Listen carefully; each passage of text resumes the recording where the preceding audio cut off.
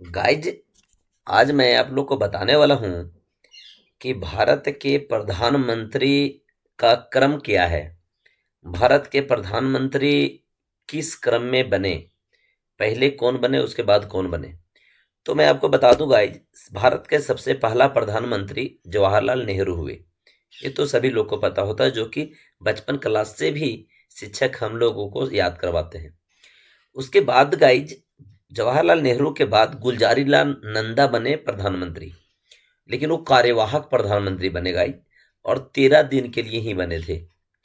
गुलजारीलाल नंदा कार्यवाहक प्रधानमंत्री बने। उसके बाद लाल बहादुर शास्त्री तीसरा नंबर पर प्रधानमंत्री बने। लेकिन आप लोग को पता है गाइज कि इंडिया और पाकिस्तान के बीच में जब युद्ध हुआ, तो युद्ध के बाद समझौता हुआ जो कि ताशकंद में होना था।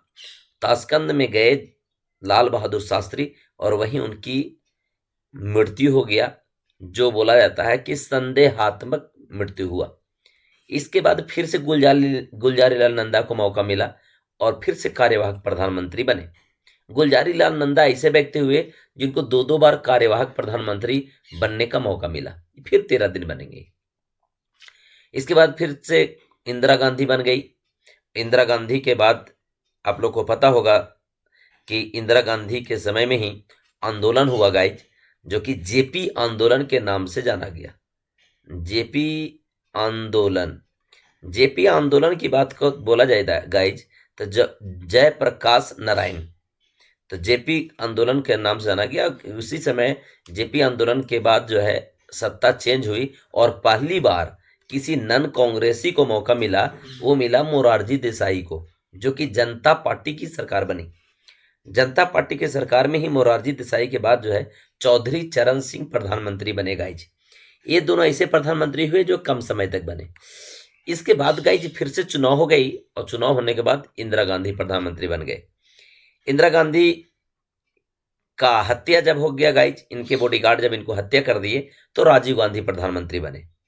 और राजीव गांधी जब प्रधानमंत्री बने गाइज, उसके बाद चुनाव हुआ और चुनाव में कांग्रेस पार्टी हार गई। और उसके बाद दो प्रधानमंत्री बीच में आए, जिसमें से वीपी सिंह, यही वीपी सिंह है गाइज जो कि ओबीसी को 27% आरक्षण दिए हैं, जो कि मंडल कमेटी के बाद जो है मंडल कमेटी के सिफारिश के आधार पर आरक्षण दिया गया 27%। यही वीपी सिंह के द्वारा दिया गया था 1990 में।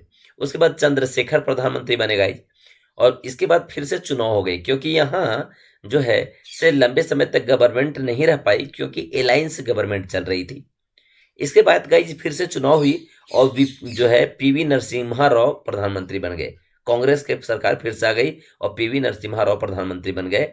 इसके पहले ही राजीव गांधी की हत्या हो चुकी थी। यही पीवी नरसिम्हा राव है गाइज जिन्होंने पंचायती व्यवस्था और नगर निगम व्यवस्था को लागू करवाया। इसके बाद अटल बिहारी वाजपेयी बने गाइज, और अटल बिहारी वाजपेयी का ज्यादा बहुमत नहीं था, जिसके कारण उनका सरकार गिर गया।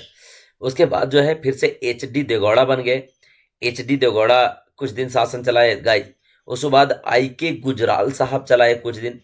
उसके बाद फाइनली फिर से चुनाव हुआ, और चुनाव यही 98 में चुनाव हुआ, और जो चुनाव हुआ उसमें फिर से बीजेपी की सरकार आई, अलायंस गवर्नमेंट आई। और उसके बाद जो है अटल बिहारी वाजपेयी फिर से 1998 में जो है से सरकार बनाए और प्रधानमंत्री बने, जो 2004 तक चले।